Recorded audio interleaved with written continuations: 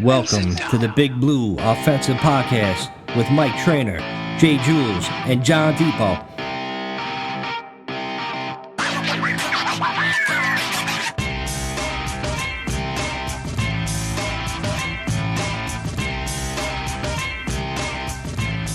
Hey, what's up, everybody? Welcome to the BBO NYG Podcast. I'm Mike. That's Jules. That's John.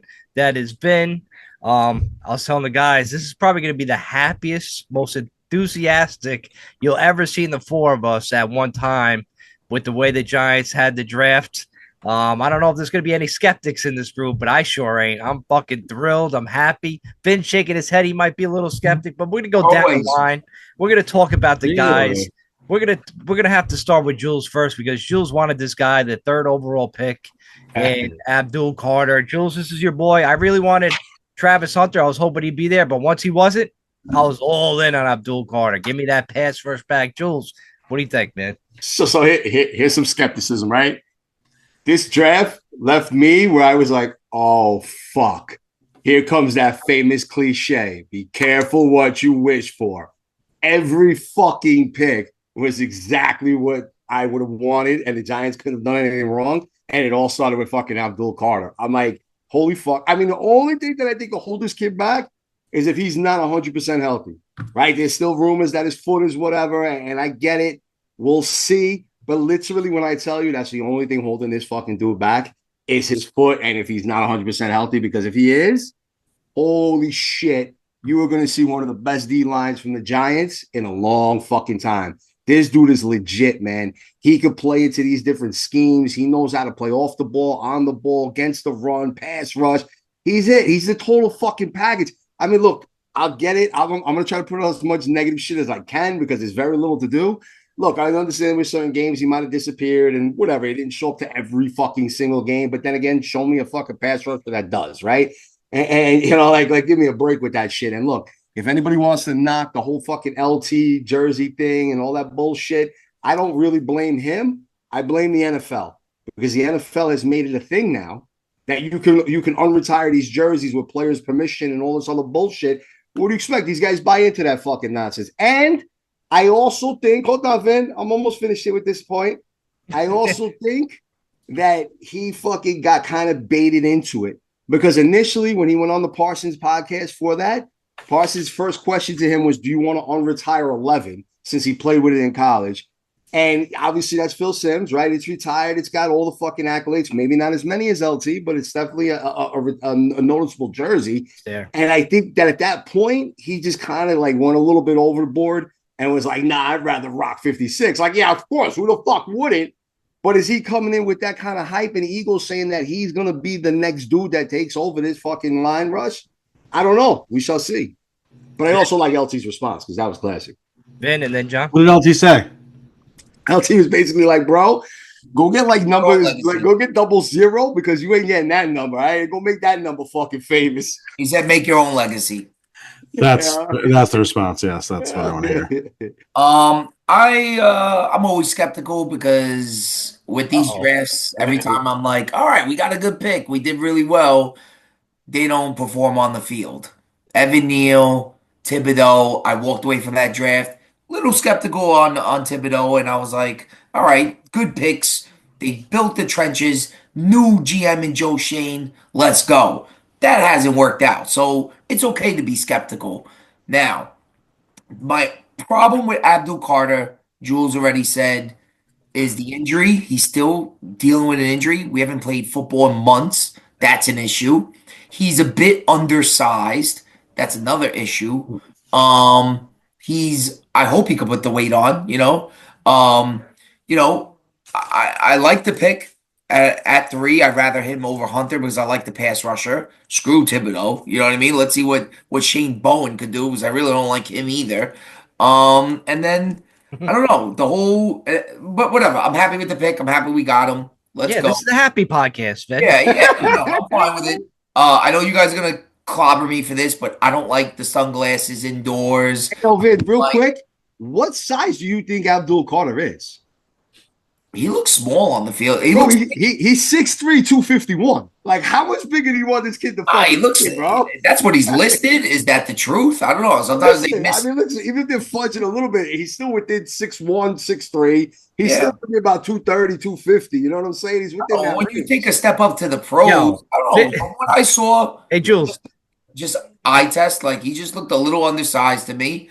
And then, yeah, Jules, and then, Vin's the gonna. whole LT thing, the whole Oh, LT thing. Vin, hold on. Before you say that, Jules, Vin is gonna bring a scale to training camp. He's gonna fucking put Abdul Carter on.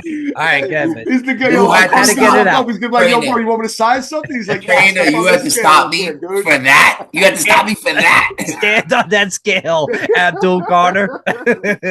I also think your boy Travis Hunter needs to put some weight on. That boy, He does. that boy is small. That dude's a little smaller. He All does. right, so my last point about LT, I wasn't mad at it or whatever. This is what they do. I like how he Me neither. recovered from that. But I will say this: you're wrong about that's the culture of the NFL. No, no, no, no, no. That's why I was wagging my finger. I think you could blame John Mara and the New York Football Giants. They allowed your boy Malik Neighbors to unretire a number like the bitch of an organization that they have become. Oh, but he every time the number the dude used to play like when they used to have a real pigskin as a Oh, so there's an expiration date? You're saying? There's an expiration date? I don't understand. You got no stand. They used to play at Yankee Stadium back then. Right. So I guess there's an expiration date. So maybe if we wait another 20 years, LT's number will become available then. Yes, because we can't remember who the hell this guy is. I don't even know who this guy is who had number one. You guys are making no sense with that. You could blame the Giants. You could blame the Giants for opening the door for kids to come in here now. Like, and this dude went after the number one number. He was like, "Give me 56." No, no, no, no, buddy. That's not how it works. Yeah. That is not how you work. And LT said the right thing. He was like, "Kid, go make your own legacy. You don't need my number." Like he wasn't that polite about it. Huh? Like that was the polite version, edited and shit on fucking GP. I'm sure. Yeah. I'm sure. LT had a long conversation with the hookers hanging out at his house about that. Let me tell you, John. Fuck. What do you think about Abdul Carter?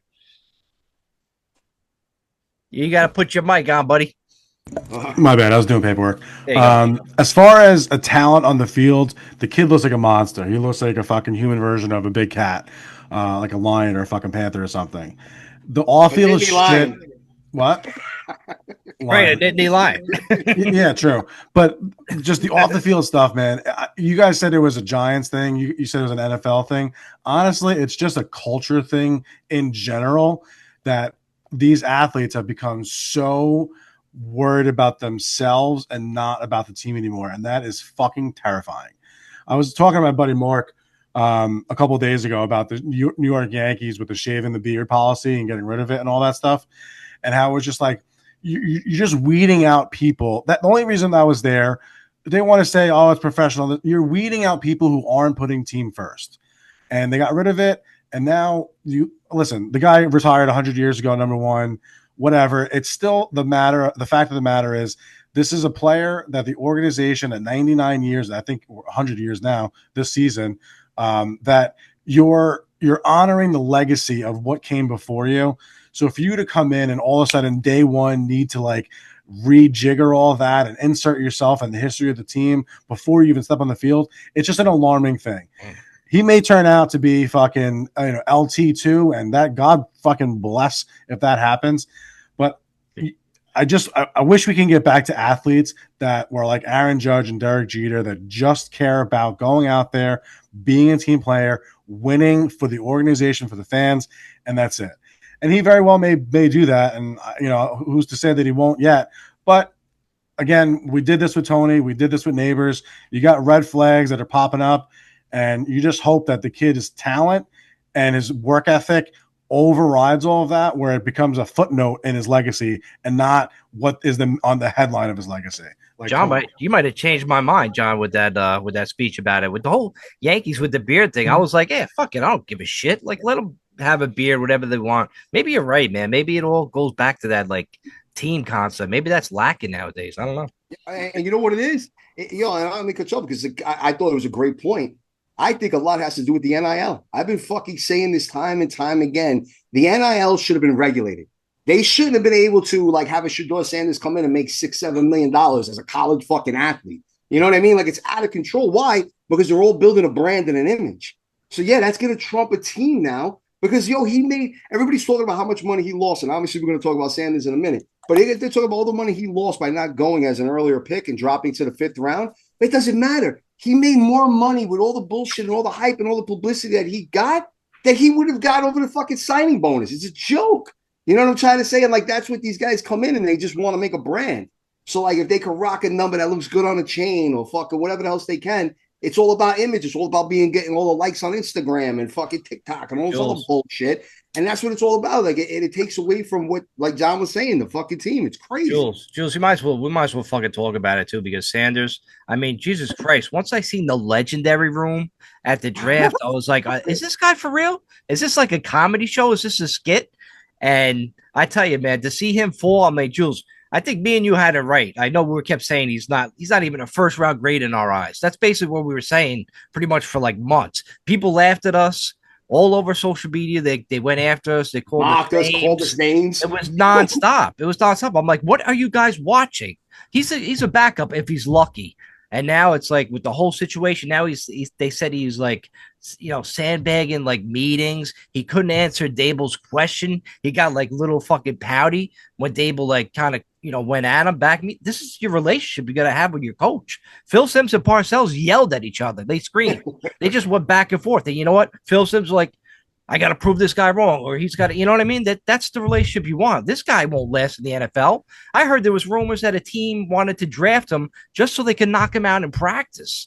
Like that's how bad it was getting. So, I mean, obviously I didn't want Sanders nowhere near the Giants, and apparently a lot of the NFL didn't. Well, I mean, you had fucking 32 teams pass 4.5 times on him. That is an indictment of fucking epic proportions. But Pittsburgh. It's hard to wrap my head around a game like football. Like I could see with basketball, even baseball, where you can kind of be a little bit selfish in a sense, because especially with baseball, it's kind of a team. It's a individual sport masquerading as a team game in a sense, right? There's a team aspect to it, but you're standing in the batter's box alone. You never see Sanders with football, bro. Like, I mean, do these kids not watch documentaries about old teams, how they would fucking die for each other? They were playing for each other, all this stuff. Like, that's what gets you past talent and hard work. That just fucking soldier's mentality to go out there and give 110%, 10% more than you ever thought you could. That's what wins championships. And if you're coming out of the gates, bro, and you're thinking about the future and the Hollywood and the fucking podcasts and the models and all this stuff, I can't think of a game that is more opposite and conducive. I'm not conducive for that than football. I wish these players would just fucking learn, bro. Then what do you think about Sanders? He has a big chain around his neck that's worth more money than my Jeep. Like, it's fucking crazy. I think Shador, I think the NFL took a stand.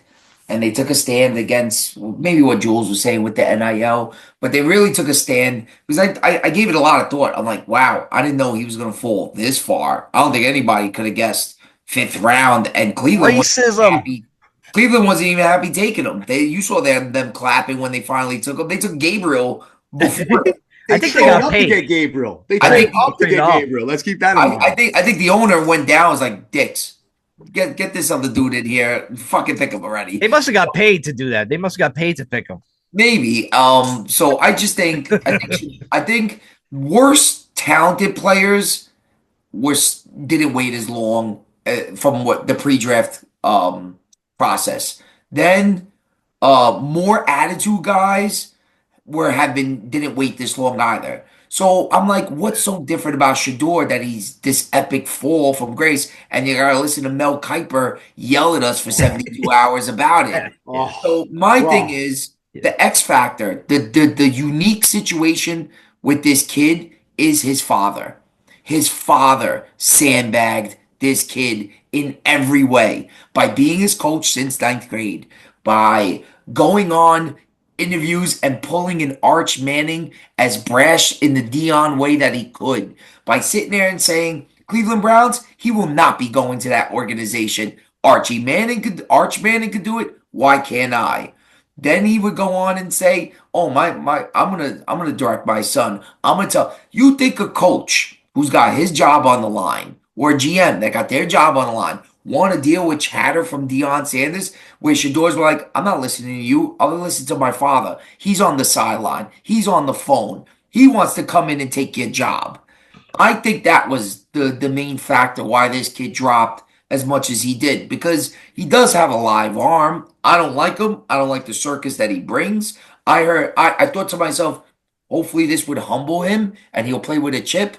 I just read something yesterday that he threw the most lavish party after he got picked. He had like Louis Vuitton. He had Yeah, money. he had that Phil Cash. He said, they said he threw the craziest party. He was so happy. I'm like, I hope nothing but the worst in this dude's career. Ben, do you see that in like, would be in like, around like, school, like, games when, the parents are around the kids and they're watching the sports, how fucking crazy they get. Youth sports This is times a million. If you take a look, all right, if I could try to bring soccer into this podcast. Well, hold on. Before you go to soccer, bro, I got to talk about Mel Kiper for a hot second. First of all, Mel Kiper should be fucking retired since 2010, right? Jules. Todd. Soccer. I'm like, bro, Mel Kiper ain't getting off the hook like that. Bro, that was the worst. I couldn't watch ESPN anymore. That was the worst commentary I ever fucking heard. It made me want to play the clip and be like, who the fuck is Mel Kiper? And bring that shit back to the 90s with the fucking Colts of the draft and all that bullshit, bro. For real. He was supposed to retire when fucking Clausen came out of Notre Dame and wasn't a fucking elite quarterback. That's a fucking. He said by year 8, he would be an all-pro. My man never fucking had more than 4 years, I think, right? Like, I'm going to retire. So we're listening to you for fucking advice about a quarterback? Bro, get the fuck out of here. First of all, I will say this, though. Mel Kiper, he has been a long time, but it is an inexact science. Nobody figures out quarterbacks. Nobody. Who saw C.J. Stroud coming? I don't want to hear it. Anybody that I know. Overall, what do you mean? No, what I'm saying is everybody was saying he was a bust. At Ohio State. Like, bro, don't Jules. Jules, you said C.J. Stroud was gonna be as good as he is coming out of college. I mean, listen, he had all the makings. I'm asking you. And he went number 2 overall. Be honest, Jules. I'm asking you your prediction. Do you think it's hard for me? Honestly, I got the tape. It's hard for me to root for someone from Ohio State. I'm not asking you that. Suck. I'm not asking. Now, once he's a year Jules, you're avoiding the question. Now he's a Houston Texan. Yeah, then I think he was going to mature and have a decent sophomore year. I was picking Texas all year long last year. You guys know that. Jules have a good year this year coming. Jules took the scenic route to get you. Are you telling me that you thought C.J. Stroud coming out of college in that draft, even though he was number 2? I knew he'd be better than Bryce Young. Did you know he was going to be the rookie of the year? That. I said that too. We kept calling Bryce Young a midget. He was next to Mia, what's her name, Mia Kimes or whatever, and he was like the same height, and she was like trying to like play it off and be like, "Oh, I was wearing high heels." It's like that ain't helping the situation. You're still like 5'5" at best. You didn't think C.J. Stroud was going to be C.J. Stroud, though. Anybody that says that is lying. I think he's okay. I don't think he's that great. Bryce Young, for sure. I don't think he's that elite. Better than Bryce Young. My thing is, Trainer, did he exceed your expectations? He did. In year 1, he did. Okay. Now last year, I think it came back down to like reality a little bit. I agree, but he also still won the division and went to the playoffs. Right. I think he's good. I think he's listen, I think he's a great, he's a good quarterback. He's right there. He's right there in tier 1. My whole point was nobody saw the guy coming. And I'm like, it's an inexact science.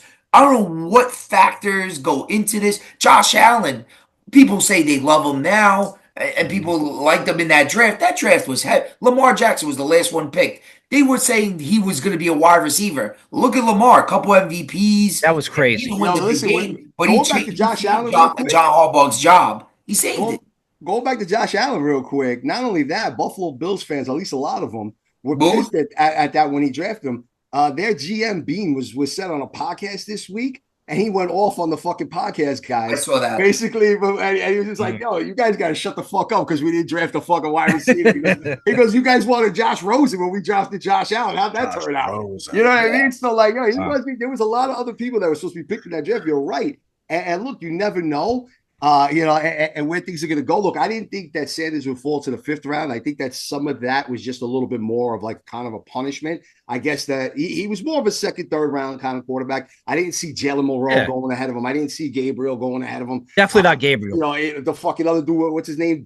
Shug, that the fucking Saints took in the 2nd round. You know what I mean? Like, I didn't see that shit coming.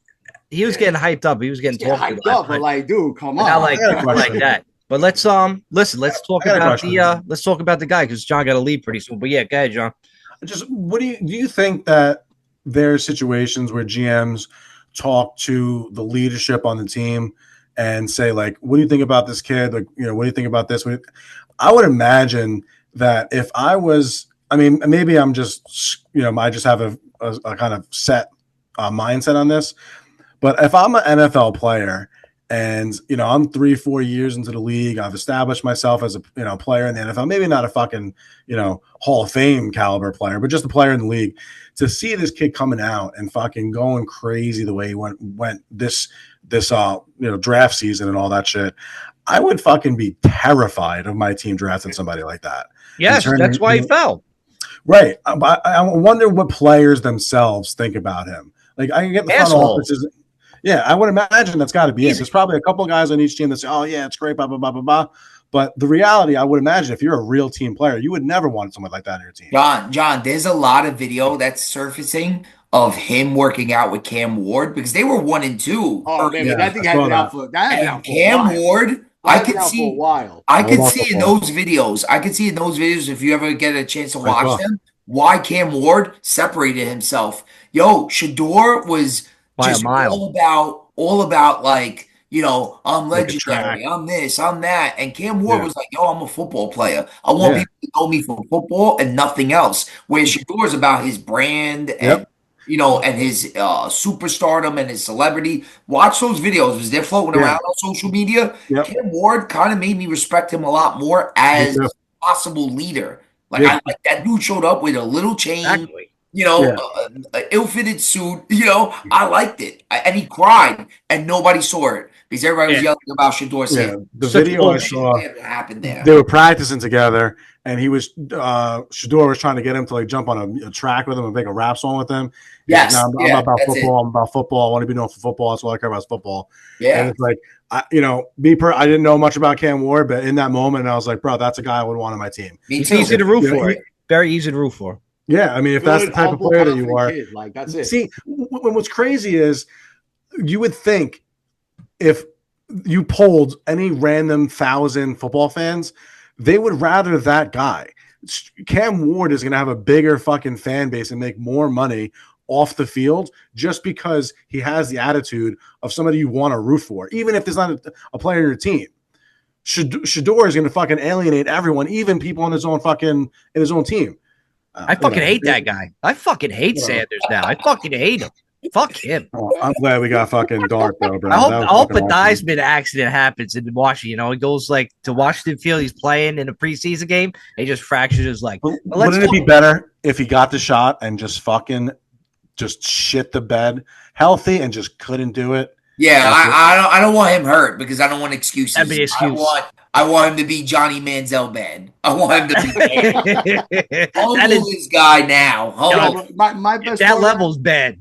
My best part of those videos is after a while, I guess Shador is just annoying enough where he finally got Cam to fucking break a little bit. And I guess he must have been talking shit about his completion percentage.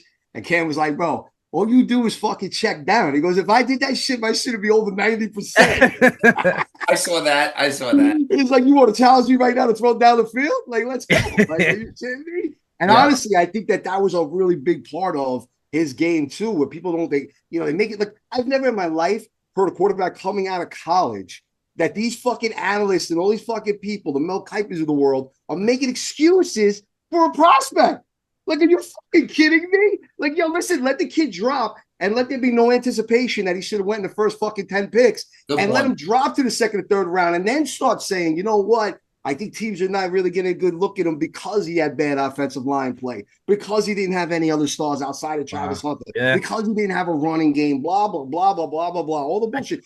I've never in my life heard excuses about a quarterback in college. It's nonstop. You know what I'm trying to say? Like, dude, that's insane. It's supposed to be something you work on, but yeah, I actually think the Cleveland Browns in the 5th round, like I think they might have made like a big mistake.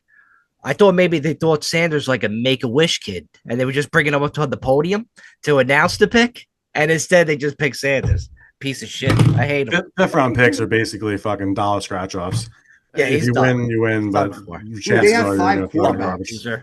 They have 5 quarterbacks. Yeah, all right, that's crazy. And Shador currently is number 5. And they all stink, and he's 5. Like, fucking terrible. Let's talk about a real quarterback. John, I'm going to start with you because this is what me and Jules has been saying since probably Halloween that we wanted this guy. That, but yeah, I know. Like we were all over social media. You could look up our receipts. We wanted this guy, Jackson Dart.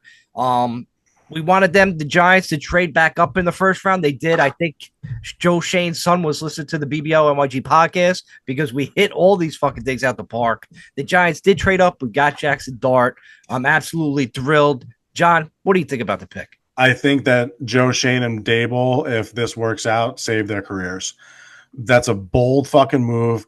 Trade up back into the 1st round and go get this kid. And if it works out, they save their careers, period. As far as the players concerned, I can't say I spent a lot of time watching him play. I watched a ton of highlight videos, and highlights are highlights and stuff. But the kid throws a good deep ball. He looks tough as nails. He looks like he's an actual football player. Mm-hmm. And I mean, it's nice. I fucking, there was no bigger Daniel Jones fan than me and maybe Mike. And seeing this kid, seeing how he plays, seeing how he talks, how Eli was talking to him and stuff like that, I'm comfortable with him growing into this system. The fact that we have Russell Wilson and Jameis Winston, we don't need to rush him onto the field. Let him fucking learn behind a real pro in Russell Wilson, and hopefully he's our fucking quarterback for the next 15 years, bro.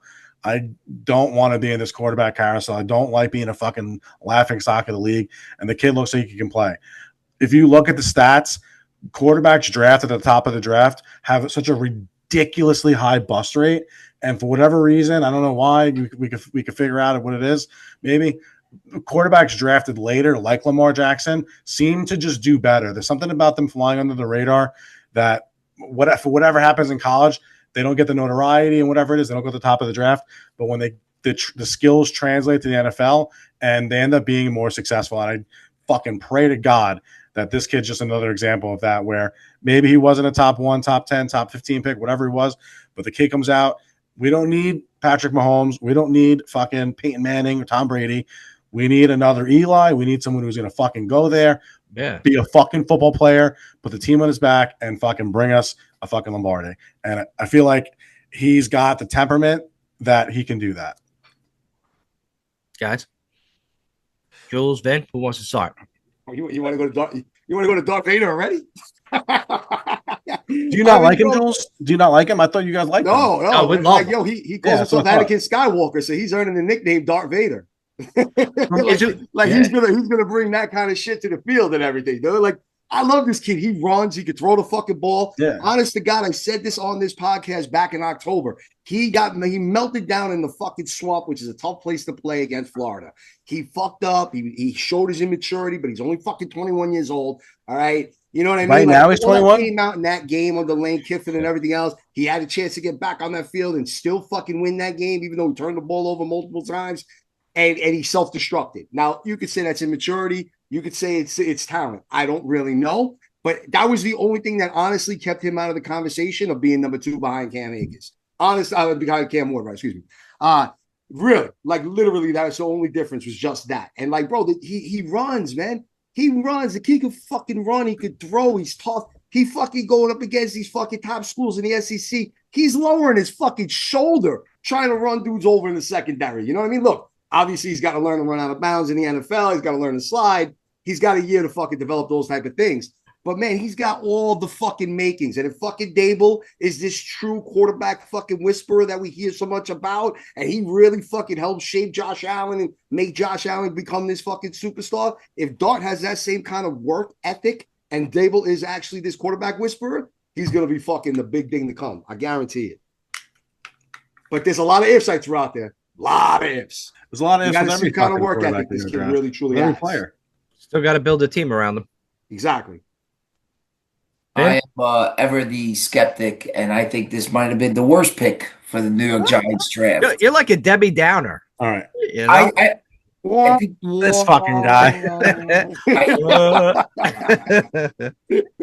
I'm sorry I'm not homers like you guys. And you guys just I think said from the start, be careful what you wish for. So, that might come to bite me in my ass, to be honest. you guys are always like, oh, we're gonna do it. I would love to see you guys with the Deontay Banks pick. I would love to see you guys with all these picks that don't work out. Yo, we love this. We nailed the draft. Yeah, all right. All right. So I do that every year.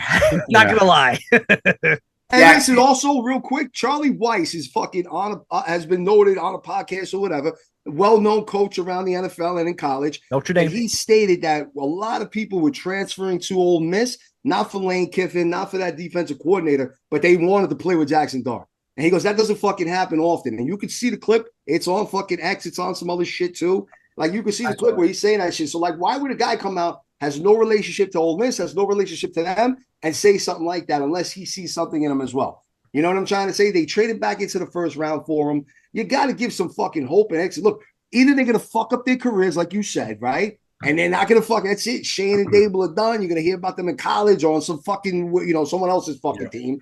All right? Or they got it fucking right. That's it. So why can't we feel today that they got it right? And come September, October, we'll find out they fucked up again or not. can I explain?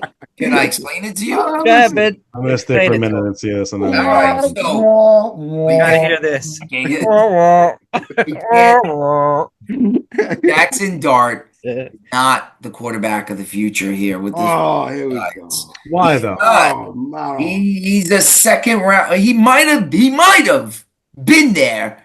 He might have. Maybe we could have went up a few picks. I'm okay with trading picks from this year. I'm not okay with these two dumb round next year. That you can I fucking say it? Okay, I'm not okay with who trainer.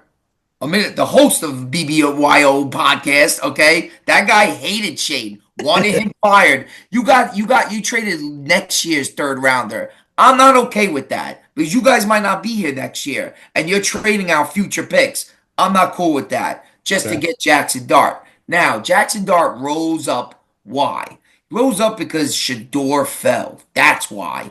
And Dart played good at the combine. And the reason why Charlie Weiss said what he said is the reason why Dable wanted him and told Shane, make this happen. This is the kid I want, is because of his leadership. People love to play with the guy. You just said it, Jules. Love his leadership. It's big. I just don't know if he's accurate enough. I don't know if he's that good of a ball player. What do you mean? Well, listen, he wasn't that far off from Shador with his accuracy. I'm sorry. It's not saying much. That's not saying much. Well, no, that's what everybody fucking built Shador up on, was that he was the all-time leader in college for his accuracy. And oh my God, he's so accurate. He's so accurate. He was at like 74%. Dog was at like 69%. Can't get away from they weren't that fucking off with each other. Can't get away from Lane Kiffin's offense because, I don't know if you guys saw the Jackson Dart quarterback camp with John Gruden. Did you see his snap count? Did you see the snap count? He fucking clapped. He's like, what if the guy comes off the ball? He claps twice. What did he made it work? Can I stop you there though? That's something that's going to get coached out of him though. You can't.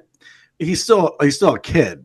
Yo, he's a first rounder that we drafted. You should a snap count. You don't expect how low are our standards now? But he called Gruden out on that. He's like, yo, you want to try? And Gruden was like, no, oh, really, Jules? What you want is raw talent that can be polished and molded into the quarterback that you need. Stuff like that, footwork, that's stuff that you can work on. And if he's got the determination to get better, that's not something that's going to kill his career. I think at quarterback, I want polished talent. I want talent that's 21 years old, though. 21, bro. This kid barely can buy a beer. Talent, dude. They're out there. You know when they're wasn't Trevor Lawrence supposed to be polished talent? Peyton Manning. Pretty good. I would have traded for him. He's pretty good. I would have traded. We know you would. Now Peyton Manning had 80 interceptions first year. Come on. This is, and what did he end up being? A stud. With his new neck, he became a fucking two times Super Bowl champ. This is the number one reason why I hate this pick. I understand why they did it. These two were never supposed to be here, and they're shopping hungry. And Mara was like, "Go get me a quarterback. We got our guy. Our job's on the line. There it is." We needed Now, it. I don't like this pick for the fact that it's going to be a much richer quarterback draft next year. I'm not saying Manning, not just saying that, because who knows what he is. Hold on, Jules. Okay. I'm not saying he's coming out, but there's some other guys. I heard the guy from LSU's going to be really good. I hear there's some names, and they're gonna, I don't watch college like that, so I don't know. You guys know more than me, but I will say this. It takes us out of next year's quarterback sweepstakes, and that's why I hate this pick. Not necessarily, Ben. Yeah, right. Not necessarily. No, because hold up. Arizona. Arizona. Remember, they had Josh Rose. They knew right away he failed. They went drafted Kyler Murray the next week, so it could happen. No, it's but not. I don't believe it's going to happen. It's not the Giants' style. True. They drafted Daniel Jones a year late because they screwed up with Eli benching. They screwed up with the Josh Allen draft. So and then they kept Daniel Jones for 6 years. This is what I don't want to see. Hold on, Jules. Let me just get this point out. Go ahead. This is what I don't want to see. Jackson Dart does not see the field at all this year. I don't want to hear from him. I want Brian Dable to work with that kid nonstop. I don't want him on the field. I don't want it an entire year. I agree. don't care if we're in the shitter and the fans are like, bring Jackson Dart, because we're very impatient and our season will be shot with Wilson will be injured by week 5. Jameis will be making jokes already. Gabagool. He's an idiot, that guy. And then you're gonna, and everybody by week 9 will be like, we're out of it. Let's see Jackson Dart. Let's see the kid. I don't want to see him. I want him. And then by the end of the year, I want to hear Jackson Dart is making progress. Jackson Dart is understanding Dable's offense. And if it buys Dable another year or whatever, so be it. But that's the way I want to play it. I want to be patient with him. But I agree. Ben, I agree 100% what you just said there. All the other stuff you said before, and I'll edit out. You'll never hear this on the podcast. But yeah, that's a very great point. I don't want to see him on the field either. And he runs crazy. He can't run like that, Jules. He's out of his mind. He's going to kill himself. No, we did it with Daniel Jones. Torn necks, torn ACLs. The guy is durable goods. Please. So I gotta run, but I will say I feel much better after hearing you go on about all this, because what you're saying is not incorrect, and I don't know if I disagree with anything that you said. But I'm happy that it wasn't based off of his play on the field as much as it was the external issues of where everything is going on. So that gives me a little more confidence to say that maybe, well, at least me as somebody who knows the least about these players, that he might still have the potential, talent-wise, to get the job done. Gentlemen, I'm really sorry I got to run. I got to do something for work. 10 minutes late already. So I'll text you guys. I'll see you in the group chat. John, you want to, before you go, you want to hear my comment about Joe Shane before you go? Yeah. I was like, just when I thought, Joe, you couldn't possibly be any dumber, you go and do something like this and totally redeem yourself. My boy, Joe Shane. God love my guy. Back on it. My guy. It's fair. Pull me right back in. All right, boys. See you later. Yeah, listen, look. Joe Shane, baby. Again, I have to get a pulse problem. If the Giants, so really quickly to just kind of answer your point, you were mentioning that, how would the Giants ever take a quarterback again in the early round, first round again in next year's draft if it's so much deeper in quarterback talent? If they fail, and we're literally talking about drafting a quarterback in next year's draft, then, dude, it's going to be a whole new regime, a whole new GM, a whole new coaching staff, and they'll be able to position themselves to Mara and say, we don't want their guy, we want our guy, and we're going to go get this kid because we have the number 1 or number 2 or number 3 pick. Yeah. You know what I'm trying to say? And we'll get him. And then that dude will be in competition with him and Winston. You know what I'm saying? And that's that. And then we'll see what happens from there. We won't be a top 3 pick. That's the problem, Jules. We win enough games to be the number 8 pick, the number 10 pick. That's where we'll be. Listen, we have a brutal schedule. Scary schedule. So, I am not expecting much. I'm hoping that Russell can come in and give us at least a half a season with Winston mixing and matching if he has to. And look, if Dart sees action, say, past week 10, so be it. Who cares? You know what I'm trying to say? You would have had all the fucking spring, all the spring workouts and training and all that kind of stuff, all the preseason, now fucking 2.5 months of the regular season. If you were ready to go by week 10 to at least get on the field and show what you have, some potential, then you ain't the guy. You know what I'm trying to say? It's that fucking simple. I don't think he's going to get in there in September. I don't think he might even see football in October. But like we're talking November, December, around the holidays, he gets action. What the fuck? Who cares? Why can't we be patient? Why can't we wait with him? Because you know how you end up waiting? If the Giants are 500 going into say like around Thanksgiving, let's just say for example, right? And we're 500, we're still competing, and we still have a shot at making the playoffs. Dart doesn't see the field. So you're going to have to keep going, Winston and Russell, because we might win. Holy shit, we might get into the playoffs. Who the fuck knows? But if we're sitting at, say, I don't know, fucking, 2-8 or something, 10 weeks into the season's lost. We're not going to go on a fucking win streak and make the playoffs. It's a wrap. But even if the kid's not ready, he's not getting whatever he's not getting the speed. He's not up to speed. And just throw him in for the sake of throwing him in. I think that's where you got to hope that he is. Like I said, you're literally talking about spring training, all the workouts and everything else, preseason, 2.5 months of fucking pro football, and practicing and all this kind of nonsense, and watching the game from the sidelines and learning the calls and seeing the defense and picking up the reads from the room. You should be somewhat ready to go. At least where you could showcase your potential. Kansas City did it with Mahomes. They only played him the very last game of the year. I like it.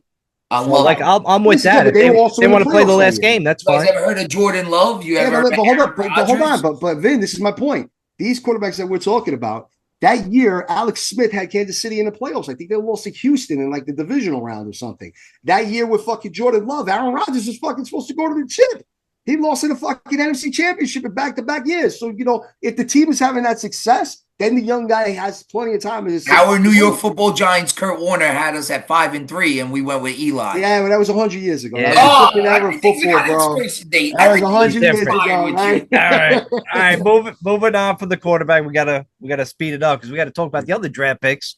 Our third round pick, number 65 overall, Darius Alexander. Going to put him next to Dexter Lawrence. Wait, this guy's a monster. 6'4", 305, Jules. He's huge. One last thing about the first round, and I had to just bring it huge, of course. Is because we talked about it so much tonight, and I don't want to not give this kid a proper shout out, but Will Campbell, that dude might be the fucking guy of the draft. You heard what he said when he got drafted? He's like, I'm gonna fucking die for them. Like, what? He almost was talking about team. Almost in tears. I gotta tell you though, I always heard he had short arms. Yo, that dude really does have short arms, though. Alligator arms. Hey, that ain't stopping nobody. Good luck. Yeah, but he's willing to die for him, so I don't know, man. We'll see. He said he's a wonderful leader, the best leader ever. LSU locker room, I'll take that. That's what you need, though. You need that on the team. That's why. Listen, that's why we're hoping Jackson Dart is that guy. If everything's true about you hearing him. I hope I'm wrong about it all. I hope the kid. And let's not forget, Carter's a leader too. Don't worry, Ben. You will. You know what I mean? Oh, one last thing. Carter's too good looking to be a quarterback in New York. New York's going to eat him up. Look at all those Jets quarterbacks. Zach Wilson, Mark Sanchez, all good looking dudes. What would you say right there? Celebrity, you need a doof like Eli Manning. What did you just say right there? You said Sanchez and Wilson. What team do they play for? It's different when you put on a blue uniform versus a fucking green one, all right? Right. Like you got a different swag with that shit. I'm saying it's like the Yankees and the Mets, bro. My point is, in the blue was Eli, which everybody made fun of, stupid face and all that. That motherfucker was winning championships. That was wrong. That was messed up. I'm still mad at that. That was messed up. Quarterback in the NFC East. I want ugly, goofy quarterbacks in New York. I think Broadway Joe 2.0. I think all men are ugly. I don't know what these guys are talking about. That's crazy. Stupid face. That was upsetting. That's wrong. You weren't checking out Jackson Dart's mom. All right. Yeah, I can't talk about that right now. I might have pulled off the TV. I was like, oh, look at this piece of ass. All right, moving on. Hopefully Jackson Dart don't hear that. Is it weird that I want a Jackson Dart jersey that even though I'm like 5 years older than him? I don't know. That's for another conversation. All right.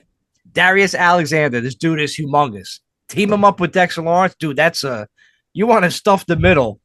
I don't know. This guy is a freak athlete too. Dude, I didn't know much about him, but like watching the highlights, watching him play, dude, we might actually have a real steal at our third round pick. And again, look, you know what? Maybe he's a steal, maybe he's a stud, maybe he's a star. Who knows, right? But if he could just be that guy that could fill in, be that role player, be the number 2 guy with Lawrence, step up, stop the run, just be that kind of guy, right? Disrupt the middle a little bit. we got a good deal there. That's, he doesn't need to be Dexter Lawrence. He was taken in the third round. We got to have some kind of like rally. But again, we talk about it all the time. You got to build within the trenches, right? So we went out and we recognized that we still need to keep building that D line. So they put another piece in the pod. It's perfect. You know what I'm trying to say? He doesn't have to play every down. That dude needs to rotate in, be that effective, stop the run, play on early downs, maybe, that kind of a role. And that would be awesome. We get that kind of play out of this kid this year. That's a fucking steal for us in a sense, because we're just building again from the trenches. Look, the reason why the fucking shitty ass fucking, fucking sewer birds won last year was because they fucking had that defensive line, man. That defensive line disrupted Pat Mahomes so much that he couldn't fucking play like Pat Mahomes normally plays. And that's what the Giants are trying to mimic. It's a copycat league. You do it all the time. We also realize that we go back to our roots. We won 4 chips fucking having a monster D fucking line. So that's what they're doing again. So you know what? This is a good addition. He could be a solid average piece that we put in. And if he exceeds that expectation, home run. I would have liked for them to have gone offense there. I'm like, let's build on the trenches on the other side. But watching this entire draft, other than the Jackson Dart trade up, what Joe Shane did and Brian Dable is they went best player available. They went best player available. Other than reaching for Dart because they wanted to fill a quarterback to elongate their job, they went best player available, and I cannot hate on that. So I'm like, they probably were looking at their board. They were probably looking at somebody because we can't score. That's still a problem. So they were like, we got a pass rusher, the best pass rusher, where we have a bunch of dudes in front of the kid, and it's like, we're gonna go defensive line. Now, I got a couple questions. The Darius Alexander kid, I saw highlights. He's pretty athletic for a big guy. He played pretty good in the Senior Bowl. So I do like the pick. I think the pick was great. I got to tell you though, for them to go defensive line, there's a couple questions that I'm reflecting on. I think maybe, hopefully, Shane Bowen will put 4 up front. What's holding us going? I know Dexter is the best as a single nose tackle, but you know what? The last 2-3 years, we haven't stopped the run. We're not stopping the run. And I know Dex gets the double team and he could get to the quarterback, but fuck that. We need to stop the running back from running on us all day. So maybe I would absolutely love, like we got all these bevy of defensive linemen. Why don't we throw 4 up front? Because the last 2 Super Bowls we won, we had 4 dudes up front, not 3. That was the old expired Giants, okay? I was Belichick in the day.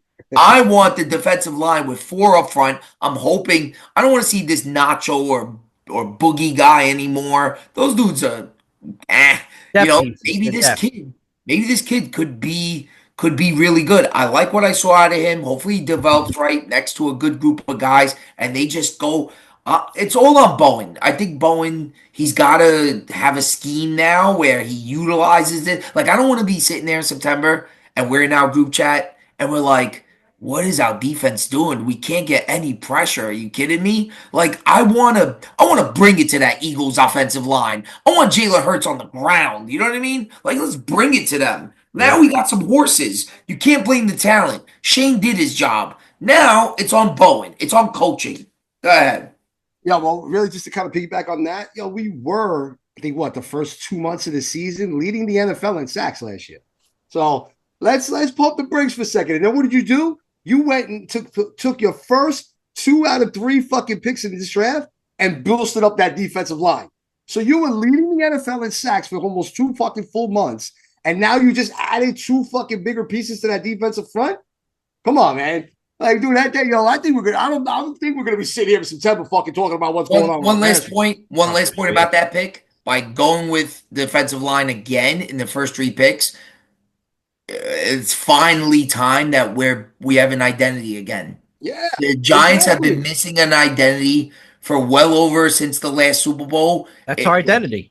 And looks like we're going to go back to defense. I hope. That it should be. I hope we can execute. You guys questioned it. You questioned this a couple of months ago before the draft when we had the pod. And I was saying, fuck that. If that could be our strong point, then let's go all in on defense. Well, there's nothing for me to question. Abdul Carter was there for us to take.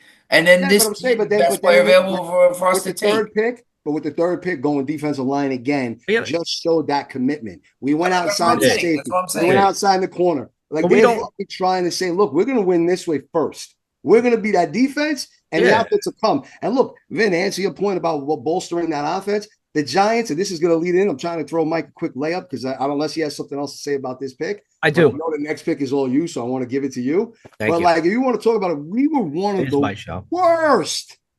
Oh, you did have another point?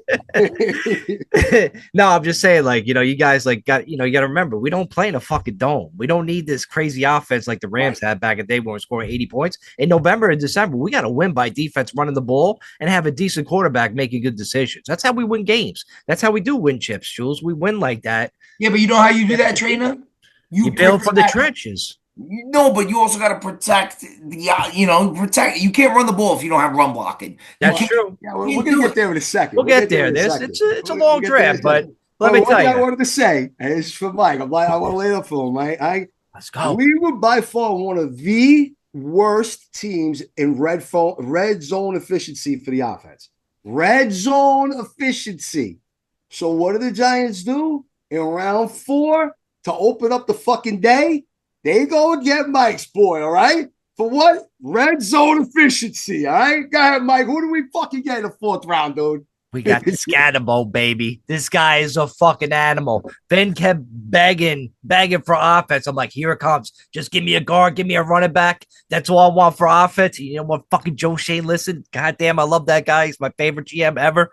Unbelievable. Cam, Scatterbo, baby. Arizona State. He's like this 5'10" little guy. Reminds me of my Bradshaw, dude. This dude just rolls right through people. He's not scared to get hit. He's going to fucking blast you. Goddamn. He's going to be such a fan favorite. We're going to have a great combo with Tracy and him running behind this fucking offensive line that hopefully is much, much improved. Man, I'm so excited just to watch the highlights of this kid. I remember watching him at Arizona State. I'm like, yo, can you imagine if the Giants somehow magically get him? And he fell to the 4th round. I thought he was a 2nd round grade. I'm like, dude, I'm on such a high with this Giants draft. Like, man, I can't stop smiling, man. Fucking love this pick. Again, they went best player available, and I love the pick. I agree with everything you just said. He's going to be a fan favorite. If I'm getting a jersey, it's not Dart. It's not Dart's bunk ass. Get Vader, bro. A Scatterbo jersey. I want a Scatterbo. He's Mike Allstott light or Mike Allstott 2.0. He's going to be a little beast. Yeah. He's going to have a Jeremy Shockey type feel. I think this kid is it, man. He plays with a lot of heart, man. A lot of heart. Me, the ever pessimistic skeptic. I hope he doesn't get hurt in camp or anything like that. I'm pulling for this kid. Him and Tracy together. That's a run game. I want a committee. I've been begging for a committee in between the tackle guy. I think this kid is gonna be lights out. I think he's gonna do his job, and that's all. And yo, they went out. And they got bullies. Even all the way later on in the draft with that tight end, the guy tattoos himself. This guy runs into telephone poles. They went and they got Dart. Dart is an animal. Abdul Carter is an animal. All these dudes are straight like nuts. They went with like a different style player in this draft. Hats off to Joe Shane. He went best player available. I got to give it to him. Great pick. Listen, Scatterboom, you said it. I mean, he used to take his older brother's shoulder pads and run into telephone fucking poles as a kid. And you notice what they say in this one? They say he used to put on the shoulder pads and run into the telephone pole. They don't mention anything about a helmet. No, I noticed that too. Yeah, better check that. Why that motherfucker's head looks like a bowling ball, bro. Right, like, he was just fucking ramming that shit. He's fucking juggling now. Not so much left up there, bro. With I tell you. Like, yo, he reminds me of like that same style that Gronk brought to the table. That's what he kind of reminds me of. I know you mentioned Shockey and everything else. But I think he's more relatable to like a Gronk, I think, almost, where he's that fucking jock kind of player that's just going to fucking go out on the field and fucking, basically leave everything on the fucking football field. Can he catch the ball? Does he catch the ball? So that's where I was getting with. Everyone's kind of sleeping on it. He's got receiving skills that are under fucking estimated. He fucking was actually pretty good at it. He had like, I didn't really look at the numbers, but I think it was like something for like 40 catches for like 600 plus yards and like another 4 touchdowns. Like he actually has hands. This kid is going to be a fucking threat in the red zone because you can only go between the tackles. He can flare out. You can literally have both of them in the backfield at the same time. You can go old school, almost I formation type shit where you have this kid coming off the corner blocking and Tracy running behind him. You run outside. Yeah. Like it's going to make things a lot more dynamic. Like this You kid do is shit with Wandale too. Red zone threat. You could do stuff with Wandale. Dable could get really creative now. Let's hope he does. Yeah. Oh, by the way, I changed my dog's name to Scatterbo just so you guys know. Like he's not answering to it yet, but he'll figure it out. All right, moving on. Just wait to Dart Vader bobblehead night at Giant Stadium. We're all gonna go. All right, moving on to the next pick. Your next offensive pick number 154 overall. We got him. I can't believe this guy slipped. Yeah. Marcus Mbow. Do you know? Don't pronounce the M. It's just Bo. He's from Purdue. He's 6'4". He played with Tracy. He's 303 pounds. We got a guard. That's what we wanted, man. We got him. If he steals a job, that'll be even fantastic. And then we got guys off the bench that could like hold it down that are veterans. That's what we want. We want this guy to win the job. And I hope he does. I hear he played center. He's pretty versatile. Played tackle, played guard. I don't know if you guys saw right before the podcast started. The Giants announced that Evan Neal is officially moving to guard. It's official now. Like there was chatter about it. And they didn't pick up his 5th-year option, so everything's on the line for Evan Neal. So I'm hoping to motivate. I'm still hoping that Evan Neal is going to work out because Evan Neal is going to go somewhere else and he's going to be good. He's going to be good. I think so. I do. As a guard, we've seen it so many times. What's his name? Becton just got a 3-year contract from the Chargers. Yeah, you know what I mean? Hold on, Vin, real quick though. We're at least doing it right. He's going to play guard for us this year. So you're right. So it's going to happen this year. That's why I'm crossing my fingers. Yeah. Hoping this works out. But this Bo kid too puts a little bit more fire in that competition at that right guard spot. It is a depth piece, maybe a swing tackle. I was waiting for my alignment. I'm like, you cannot. You're the New York Football Giants. You cannot go in a draft and not freaking draft a lineman. You cannot do this to me. You got to do it every year. I would have done it at the top of the draft, but everybody wants to laugh at me. This line is going to be the bane of my existence. I can't stand it anymore. So I'm hoping I honestly we'll finish a year because I cannot make it through another year if Andrew Thomas gets hurt in week 3 and our season goes to shit. Andrew Thomas needs to play. Yeah. I love Van Roten for another year. The Runyon guy I don't really like too much. Schmidt, I don't really like too much. So Schmidt's got a lot to play for because he's been flying under the radar. He's been whack. He sucked last year. And then you got Illuminor, who I like. He's a little bit older. I like the veteran leadership he brings. I'm hoping. I don't want to see Josh Azudu anymore. I think those dudes are just not good at all. So I think this Bo kid, he's a big boy. And, I like it. I saw it. My eyes lit up. I was like, yes, finally. Big boy, big body. Let him ease his way in. And then hopefully we groom him and we can finally get some linemen that we draft that are going to be good. You know what I mean? No more Marcus McKeithion. No more, none of these fucking bums that we've been drafted. Evan Neal, Eric Flowers, top of the draft, first rounders, Justin Pugh, Will Hernandez. These dudes all had careers. They all had careers. So it's like, let's coach it right. Let's go, baby. Pick of the draft. Bo. Goddamn right. Hey, look, he does have a lot of potential, dude. I watched a lot of his highlights after he got drafted. He does this one-arm shit where he's just fucking throwing defenders. I don't know if you've seen that highlight. But it's ridiculous. I'm like, what the fuck is this kid doing? I'm like, is this for real? I was like, how is he not going to the fucking first round if he's just tossing people? I honestly think, again, it's very similar to what we did with the defensive line pick. I think that this guy can be very versatile if we run into injuries again. Hopefully it's not Andrew Thomas because, look, this line doesn't work without Andrew Thomas being our left fucking tackle. Period. Stop.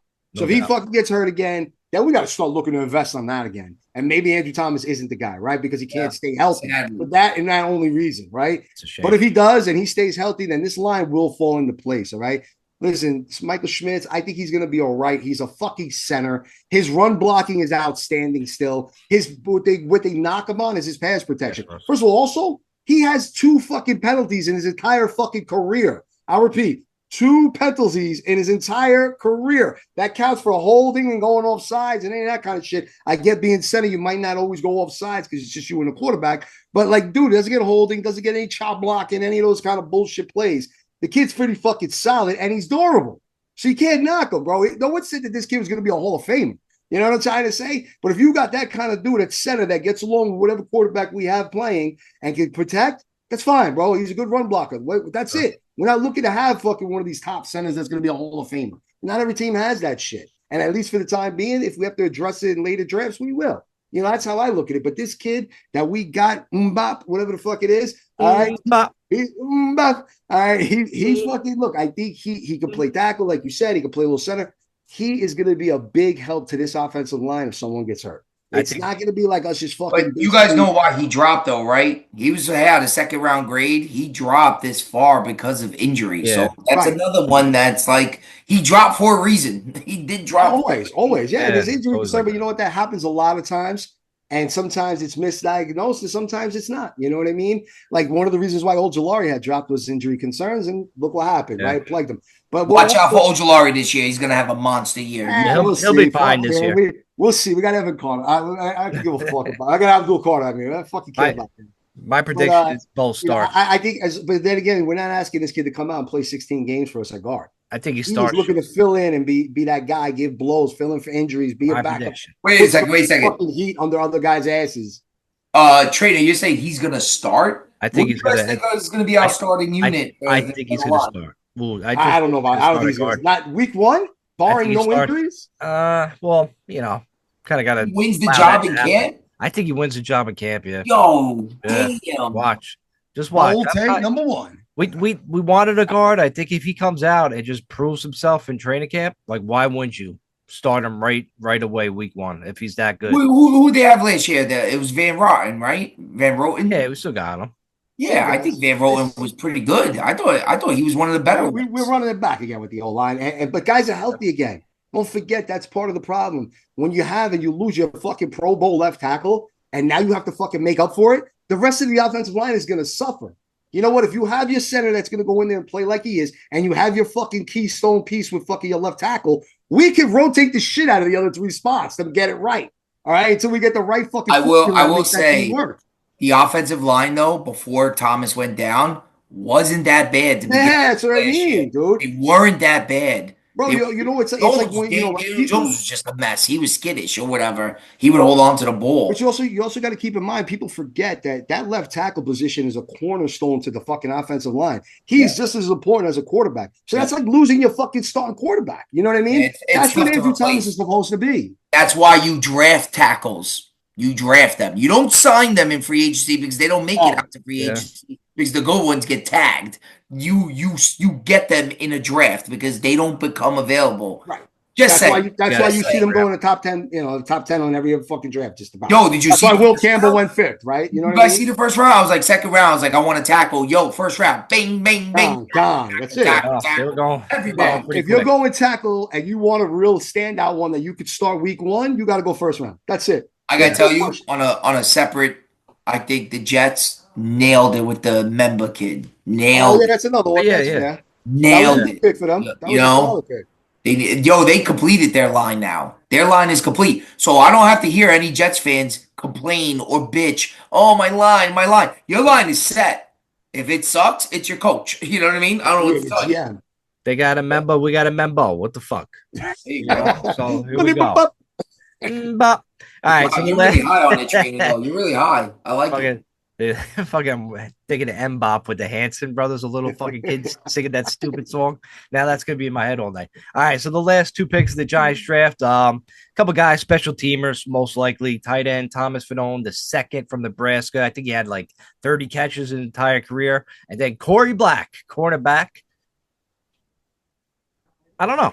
Maybe special teams, fill in, backup. I don't know where he fits. You nailed it. That is special teams at best, maybe practice squad. Listen, that's what you fill in when you go to those rounds. It would not be a Giants draft if they don't draft an undersized defensive back who's going to be nothing but bullshit. I see slot. I see the same. Yo, I don't want to draft. I like what they did this offseason. they can't draft defensive backs for the life of them, so they went out and they signed guys. You know what I mean? I think that's what we got. Whoa. Pump the brakes, bro. Tyler Newman is still fucking, we'll see what he does in his sophomore season, all right? Okay. He wasn't bad as a rookie, okay? So Okay. hold on. And we'll see if Banks doesn't necessarily, now he can be CB2. We'll see, like you wanted. You said he was CB2. Now can you say I was right and you were wrong? I'm just saying. Wow. Like, Breaking news. We fixed it. Can you say I was right and you were wrong? That you guys were like, Deontay Banks gonna be like, no, he's not. He's a number 2, not a number 1. We got it on tape. Right? That's it. What about McKinney? We drafted McKinney, right? Yep. Stud. We draft fucking good safeties. We do. We always have a history of drafting good safeties. Wise. Kenny Phillips, we safety wise, we do okay. It was the corner positions where we fuck up. Yeah, we are historically bad. Eli Apple, Prince of Mukaruka, these guys drove me crazy for years. Like, I hate those guys. It's bad. It's real bad. But what do you guys know about the tight end? I just know he tattoos himself. Yeah, he gets a whole bunch of crazy, stupid tattoos. I think one's a penis or some shit. Like, it's fucking crazy. Oh, I didn't know that. I know that. It's too much information. I know, but I've seen it. I would have liked the tight end. I would, because I feel like for our team in blocking and if we're gonna run the ball and play defense, I feel like a tight end would have been nice. And there were some elite tight ends at the top of this draft. I like tight ends more than wide receivers in this draft. Which is never said. That's never said. Like Loveland? I would have liked tight end maybe a little bit higher, but I'm not mad at that. I just don't know much about this kid. Is this kid even gonna make the roster? Is he even gonna, I don't know. He also might just be another fucking nut that we got. You know what I mean? But I will say, after the draft, we went undrafted, signing undrafted guys. We went wide receiver crazy. We got Trainer's Boy Juice from Ole Miss. Don't tell Jules he's gonna just focus on the regular draft picks. God forbid I mentioned an undrafted. Oh, you said he's gonna be wide receiver too, dude. Come on. I did. I went a little crazy. You said he's gonna make the team. I might have had a little beers. I was hyped up, Kevin.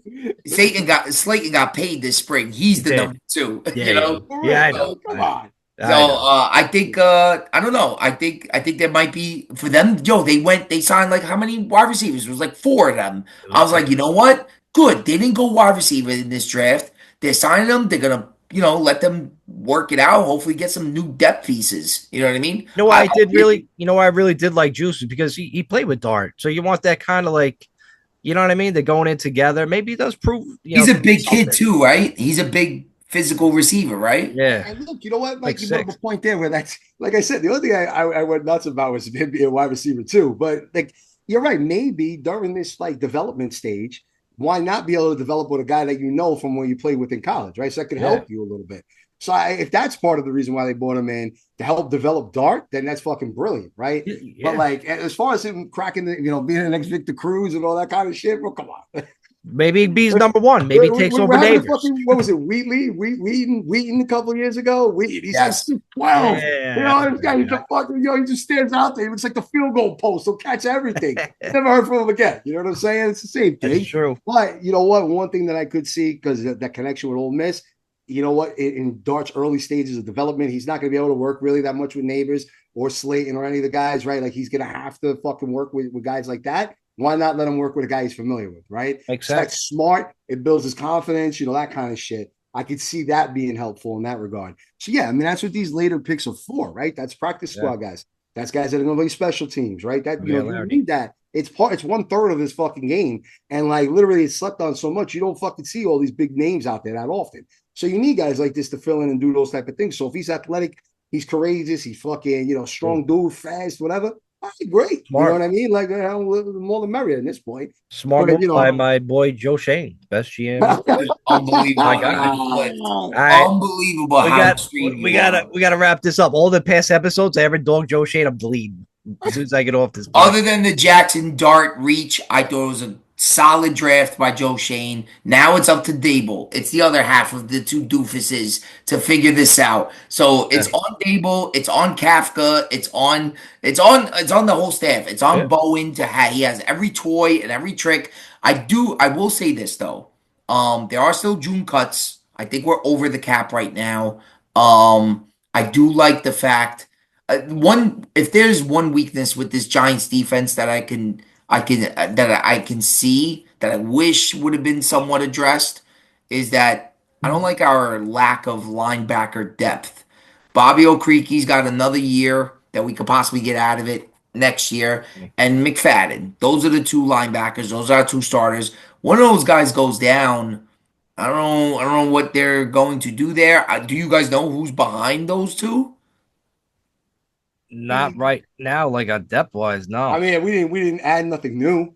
Yeah, so I'm like, That's what you're asking. that's a little scary up the We middle let there. Simmons go. We let him go. I know. Let's say who's Simmons with now? He went to Miami, I think. Did he go to Miami? He went somewhere like that. I think Jules Yeah. just fell over because we mentioned Justin Simmons.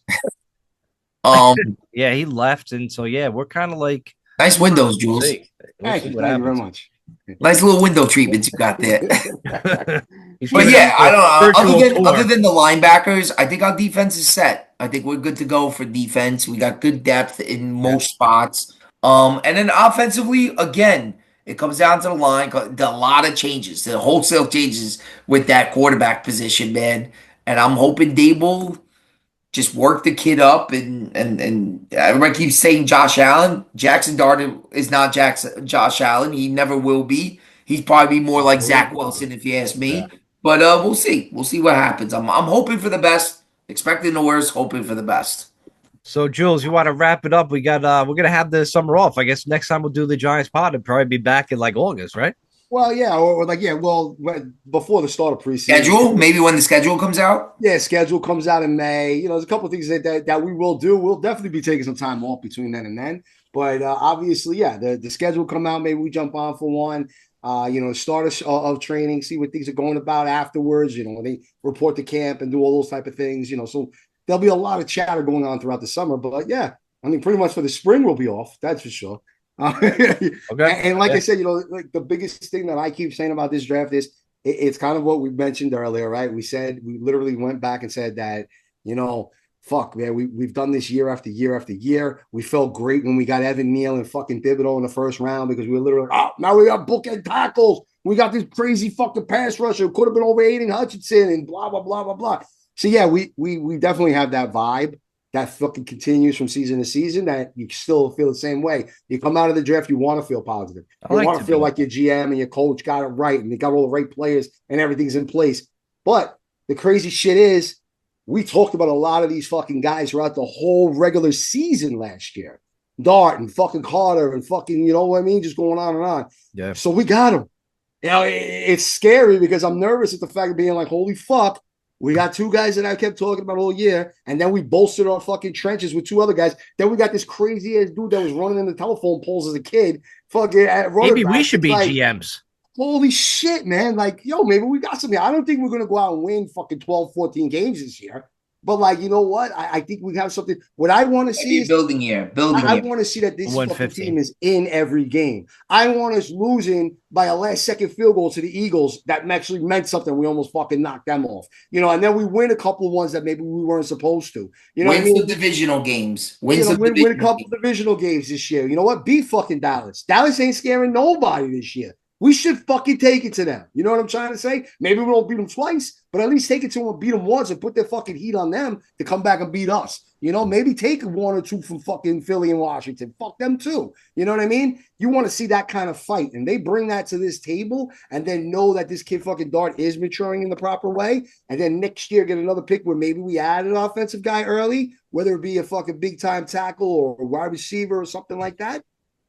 That's what I want to see out of this season. And that's the positivity that this draft has brought to me, and the fact that I'm only nervous because here's my skepticism that I said earlier is, bro, you always see the same. Be careful what you wish for. And I wish for Dart, I wish for Carl, and I wish for all this interior help. And we got it. You're Mel Kiper now. You're Mel Kiper. No, for real, dude. I'm like, shut my mouth quick. Like, I haven't said nothing. I've been super quiet about this shit. For real, though.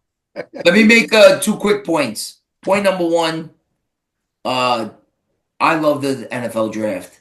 I know everybody dogs the first night, how it's all pomp and circumstance. I love it. I can't wait to one day go in person. I wish I went when it was in Radio City. I was young and stupid. I'm dying to go. To me, it's just hope. It's great to see these kids and their families getting drafted. It's great to see Shador Sanders get humbled.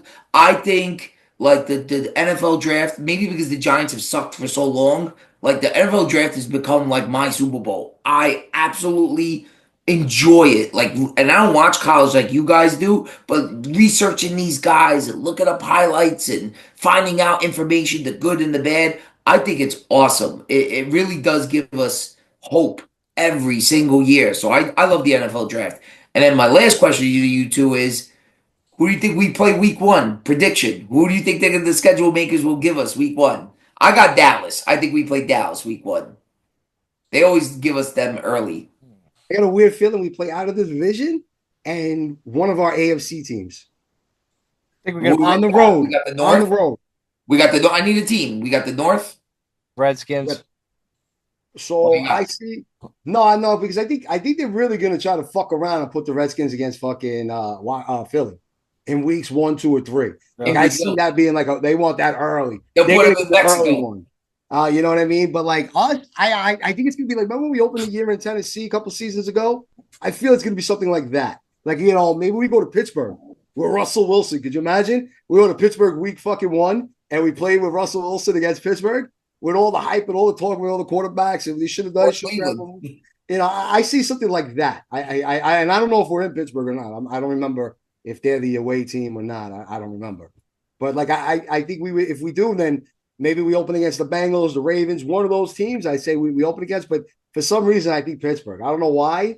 I just think that would be a crazy opening game. That's a good prediction. That's good. I got Dallas. I think they like us in Dallas. You're boring. Don't matter. Whoever we play, we're beating them. any other draft picks that you guys were surprised about? Risers, fallers. You mean throughout the entire draft? Yeah. First round. There was like, you know what it was? Like, honestly, if it wasn't for all the Sanders talk, after the first like few, I mean, obviously Loveland going over Tyler Warren to me was a shock. That was a surprise. I keep trying to say that fucking he fits into Chicago's system better than Warren would. But Warren is clearly the better fucking tight end. I mean, but Penn State didn't have wide receivers. That's why Warren was so good. But still, like the guy could run the ball. He could throw the fucking ball. All right, he threw for a couple of touchdowns with Penn State. Like, come on, you know what I mean? Colts is a perfect fit for him, though. Yeah, it's a better fit for him for sure. But the fact that Chicago took Loveland over him, that was surprising to me. That was very surprising early on. I'm surprised by it. I didn't see that coming. I didn't see Jacksonville trading up a couple of spots to get Travis Hunter either. Oh, they gave up a boatload for the kid. They gave up. They really believe in him, man. For real. I thought Cleveland. They bought into the Colorado hype. So who's your draft winners then, other than the Giants? Because you guys are very high on the Giants here. Giants. Anybody else? That you I would say like my thing would be like Hampton going to the Chargers. Oh, you love him. You love him. He's gonna be a stud. I'm telling you right now. They just signed Najee Harris, though, right? I'm drafting that dude in fantasy. Sucks. He does suck, but you know, Harbaugh likes to run, man. What's his name? Dobbins isn't on with them anymore. They tendered him, Jules, today. They tendered him yesterday or today. Oh, they did tender him. Yeah, so okay. Yeah, he'll be back. But still, like, he had to get a running back, and they got a stud, man. He's like a 3-down back. I don't know how much time he gets this year. Unless he's gonna play fucking beast modes. I'm drafting and him. Fucking runs it from them dudes. You know what I mean? Drafted him in fantasy football. He's he's the real dude. Like they say that he's just as good as Ashton Genty. Do you like where he ended up with Pete Carroll there? Seattle. In the Vegas with Genty. I mean, that's what they said they were going to do. You know what? I think that was the right pick for the Raiders. We're going to see, man. Look, don't forget, Josh Jacobs ran pretty good behind that line. You know what I mean? Like, so it's not like this kid's going to go into a situation where he's going to get murdered and all this kind of shit. Yeah, maybe they can't stretch the field, but I'm pretty sure they picked up a receiver in the second round, if I'm not mistaken. That's pretty good. Or third round. So they added that depth. They went out. They got fucking a quarterback in Jalen Moreau. They brought in fucking Geno Smith. So they got pieces in place. You know what? They're playing in the the AFC West. You know, you got Denver and Kansas City. They got some fucking good defenses. The Chargers got a good D too. So he's in a tough division. That's the only thing there too. you know what? I love the dude. You know that. I said he should have won the Heisman Trophy. I was a big fucking Genty fan. It's just that I don't know if he's going to be that guy in year one. I don't know. We'll see. If he is, then wow, he's next level. If not, then, I'm not saying he's going to suck. Don't get me wrong. But to be worthy of that, like he could have a Bijan Robinson type of first year, even though he had Tyler Algier that took a lot of tapes from him. He could be like a Brees Hall was, right, coming out for the Jets. I see him falling into that kind of opening rookie season as far as Genty's concerned. Is he the future of the Raiders? He should be. How about the Falcons trading up so much capital first for next year just to get another pass rusher there?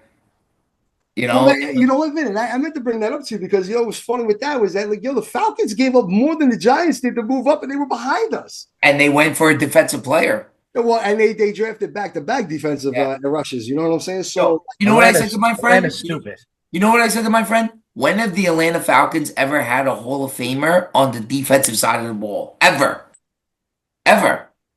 So Deion maybe Sanders. they're finally like, yo, Deion Sanders.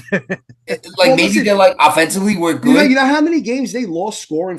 They lost last year scoring 40 points. Yo, they have a lot of weapons on offense. Dude, they lost a lot of games scoring bad points. Dude, their offense is scoring points, dude. They got weapons on offense. Their line is solid on offense. Their offense is fine. Now they're like doubling down on defense. It could be real interesting. I don't like their coach, but it could be real interesting with what Atlanta could do. They could win the division.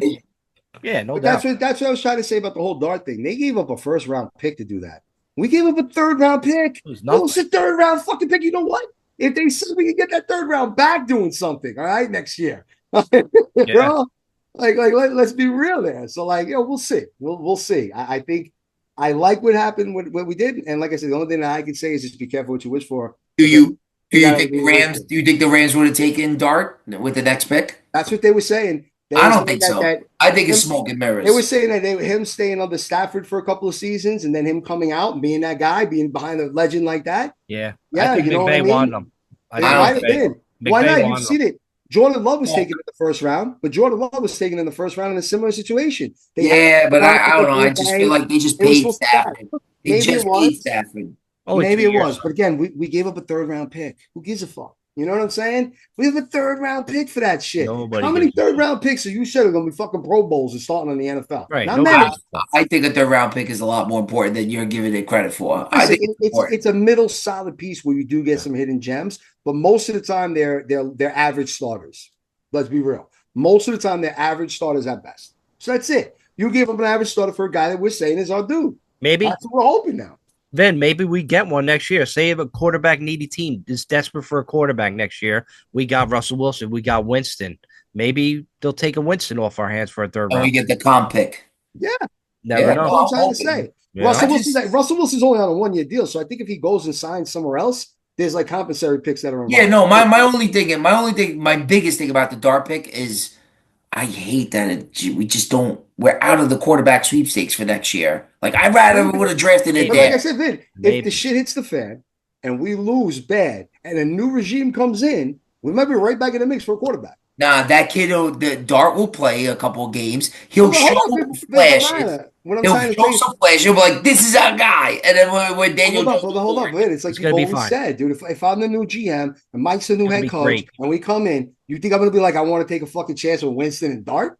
And I'm sitting here with the second pick overall, and I can get whoever I want, the kid from That's if we're at the top of the draft, Jules. What if we're pick 10 and we got to move up to go get those guys? Yeah, but so now that's why you want your third round. We got to give up more draft capital. We give up a first round the following year. You know what I'm trying to say? But you know what our problem's been the last few years with Shane? Not enough to get Drake May. Not enough to get Cam Ward. What were we trying to give up to get Cam Ward? They said, no, we don't want to trade. You could give us all you want. Because you know why? Because was the trade, like you just said. So now they fail. They get Cam Ward and they fail. Now Cam Ward's got to be starting sooner than later because you gave up more future picks for him.